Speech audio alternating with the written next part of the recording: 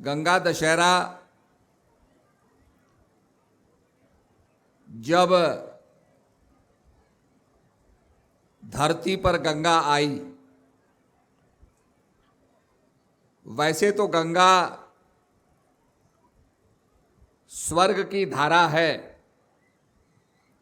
और मृतलोक पर नहीं आती है। सगर ने बहुत बड़ा यज्ञ किया और अश्वमेघ यज्ञ में घोड़ा छोड़ा गया। इंद्र ने वो घोड़ा कपिल मुनि के आश्रम में छुपा दिया। सगर के 60,000 पुत्र ढूंढते ढूंढते आए और कपिल मुनि के आश्रम में जब घोड़ा देखा तो उन्होंने समझा कि कपिल मुनि ने चुरा लिया है। चोर चोर चोर कहकर के उन्होंने चिल्लाना प्रारंभ किया। कपिल मुनि की समाधि टूटी, देखा सगर के 60,000 पुत्र उनको चोर चोर कहकर के प्रताड़ित कर रहे हैं। क्रोध आ गया और क्रोध की अग्नि में उन्होंने क्रोध में आकर के सगर के 60,000 पुत्रों को भस्म कर दिया। अब उस समय जल उपलब्ध नहीं होता था। There was scarcity of water। जैसे आजकल पानी का स्तर नीचे होते जा रहा है, पानी की बड़ी कमी होती जा रही है। बावड़ियां, तालाब जहां पानी हुआ करता था सूख गए। ऐसे ही उस समय पानी की बड़ी किल्लत थी और उसके बारे में यह कहा जाता था कि अगस्त मुनि ने सारा पानी का आचमन कर लिया, पानी कम हो गया। अब सगर के पुत्रों का कल्याण कैसे होगा, तर्पण कैसे होगा, पिंडदान कैसे होगा, इसके लिए ये कामना की गई कि गंगा धरती पर आए। जो स्वर्ग की धारा है वो धरती पर कैसे आएगी? तो ये पॉसिबिलिटी को, इस संभावना को तपस्या के जरिए पूरा किया गया। भगीरथ ने तपस्या की। इसका मतलब यह है कि अगर हम कर्म करेंगे तो हम स्वर्ग को धरती पर ला सकते हैं।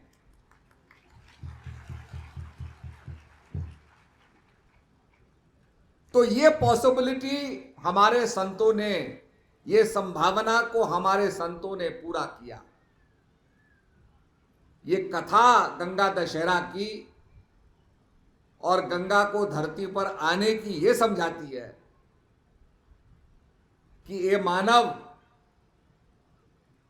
तू जिस स्वर्ग की कामना करता है, स्वर्ग में कोई चाह नहीं होती, स्वर्ग में सबकी तृप्ति होती है। There is total contentment, total satisfaction in heaven. स्वर्ग में सबकी तृप्ति होती है। वो तृप्ति की जो अवस्था है, वो जो कंटेंटमेंट की अवस्था है, वो धरती पर पॉसिबल है अगर तू भगीरथ की तरह कर्म करे। सगर के 60,000 पुत्र भस्म हो गए, कल्याण से वंचित हो गए, जल के विहीन उनका श्राद्ध कर्म नहीं हो सका। पर अगर हम कर्म करेंगे, आपने देखा होगा कहीं पानी की बड़ी किल्लत होती है, हम एप्लीकेशन देते हैं कि साहब यहां पर ट्यूबवेल लगा दो।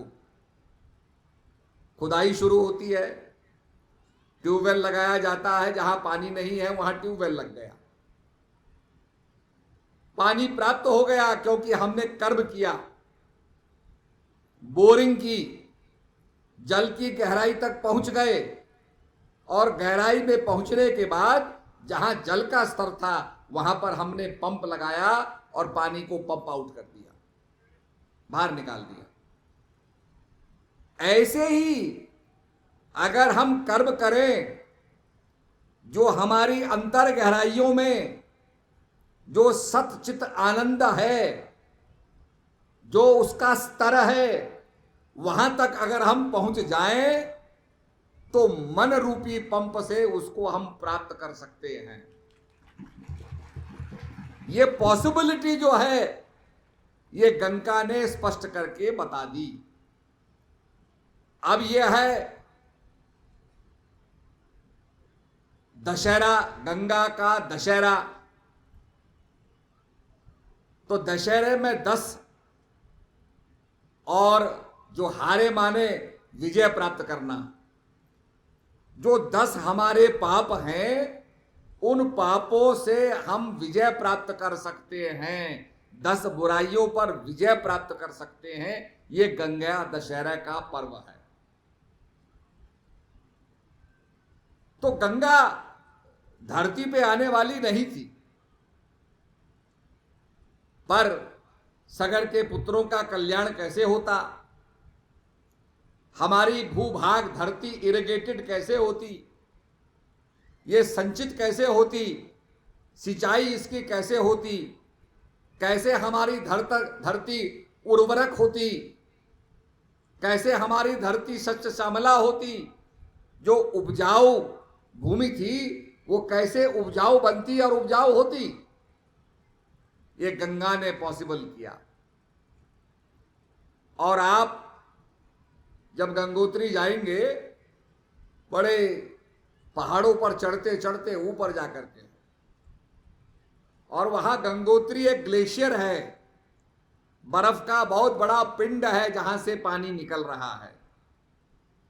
और वो पानी ये माना जाता है स्वर्ग से आ रहा है। स्वर्ग माने जहां कोई पॉल्यूशन ना हो, कोई प्रदूषण नहीं है।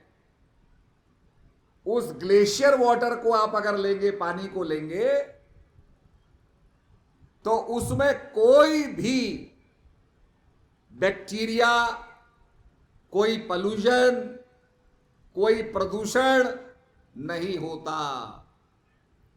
तो ऐसी हमारी मान्यता होती थी कि गंगा जल को बोतल में रख दो भाई, और जब भी निकालोगे तो आपको साफ का साफ, पवित्र का पवित्र गंगा जल प्राप्त होगा।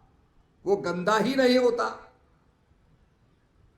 क्योंकि जो बर्फ है, जो ऊपर से बर्फ पड़ रही है, वो पानी बन के निकल रहा है, उसमें तो अभी कोई प्रदूषण आया ही नहीं।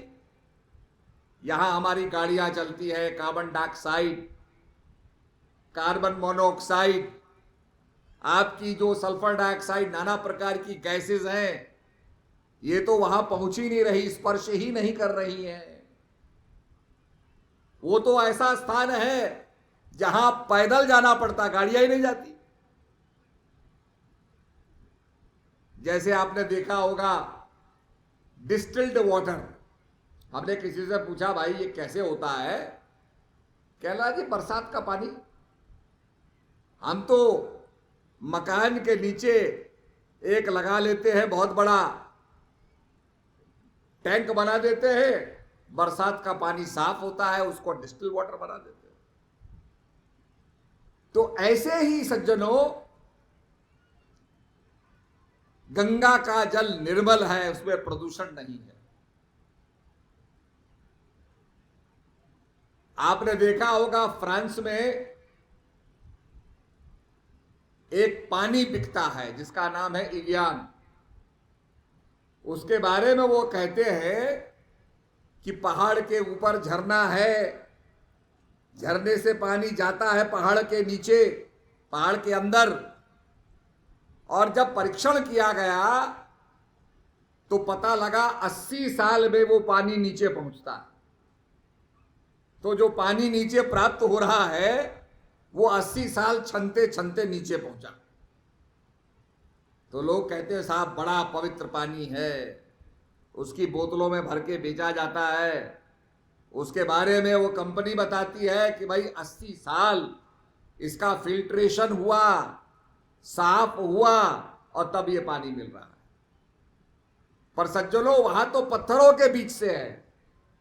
गंगा का जल तो आपके आकाश से है, ग्लेशियर से है, अति पवित्र। कोई बैक्टीरिया नहीं, कोई पोल्यूशन नहीं, और वो वहां से बह रहा है।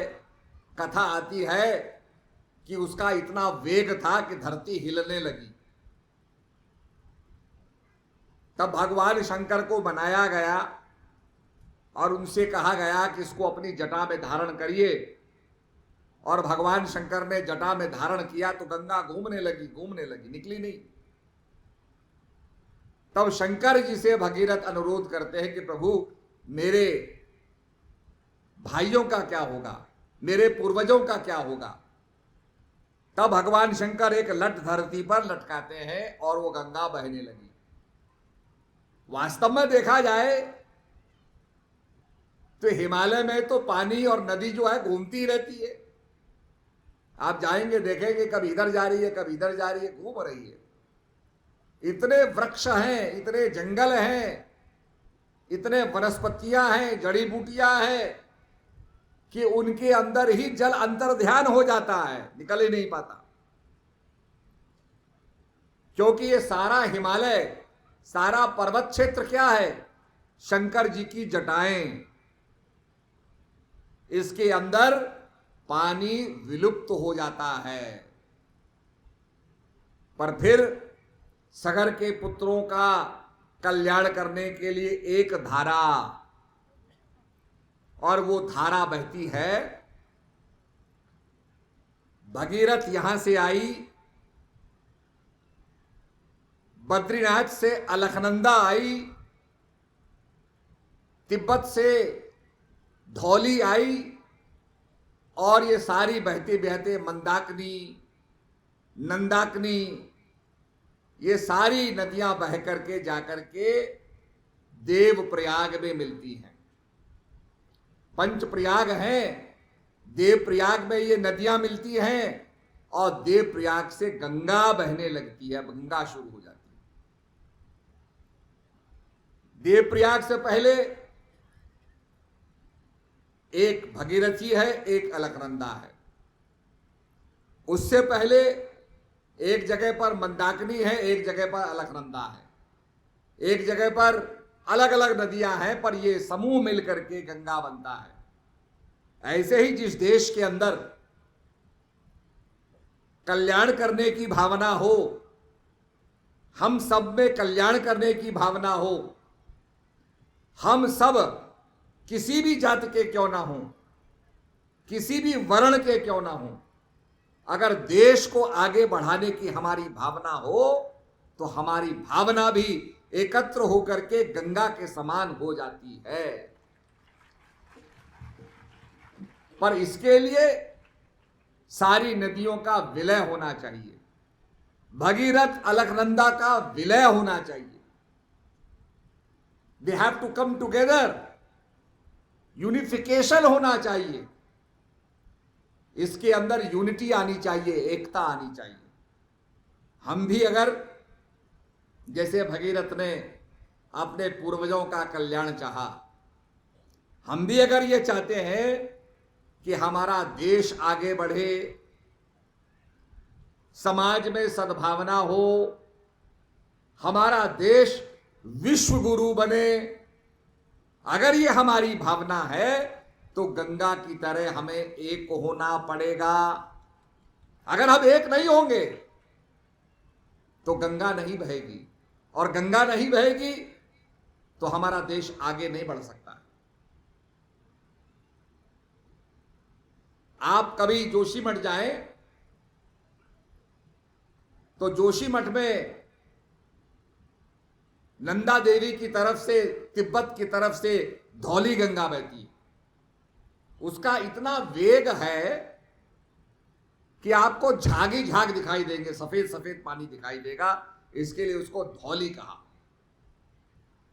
विष्णु प्रयाग में वो आती है और इधर से बद्रीनाथ की तरफ से अलकनंदा बहती है, जिसको सरस्वती भी कहा जाता है, क्योंकि वहां पर वेदव्यास ने शास्त्र लिखे।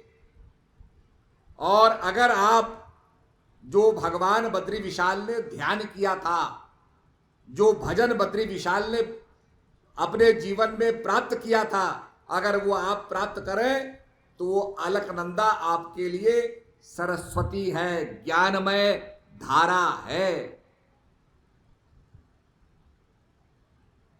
क्योंकि ऋषियों ने नदी के किनारे बैठ करके छोटे आश्रम बनाए और वहां से सत्संग प्रचार किया, शास्त्रों का निर्माण किया। वो भावना उनके अंदर आई और भावना को वो व्यक्त करते चले गए।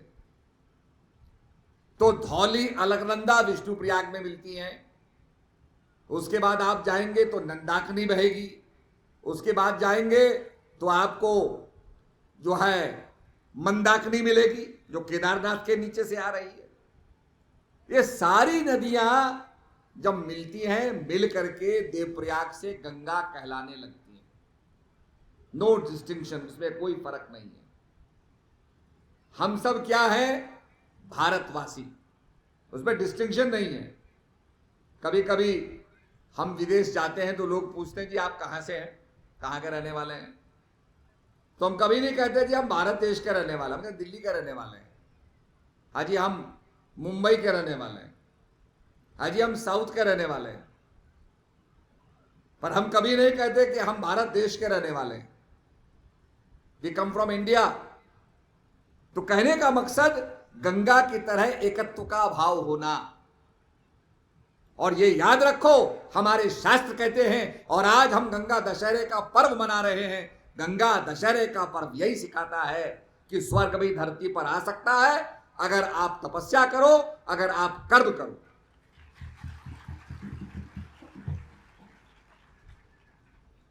इतना सुंदर पर्व, नहीं तो हर चीज आदमी कहता है अजी इम्पॉसिबल है।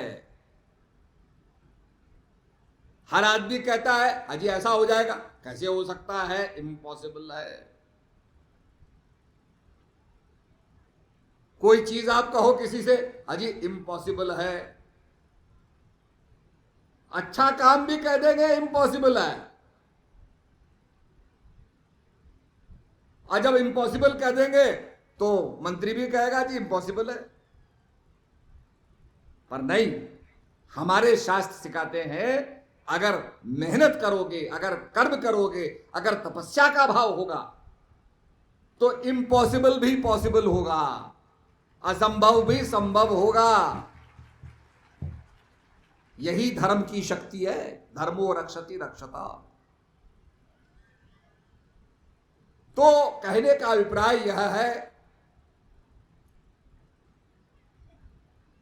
कि आज जिस पर्व को हम मना रहे हैं, एक तो ये साल्वेशन, मुक्ति, कल्याण, जिसको हम निर्वाण कहते हैं, साल्वेशन कहते हैं, मुक्ति कहते हैं, उद्धार कहते हैं, हो सकता है।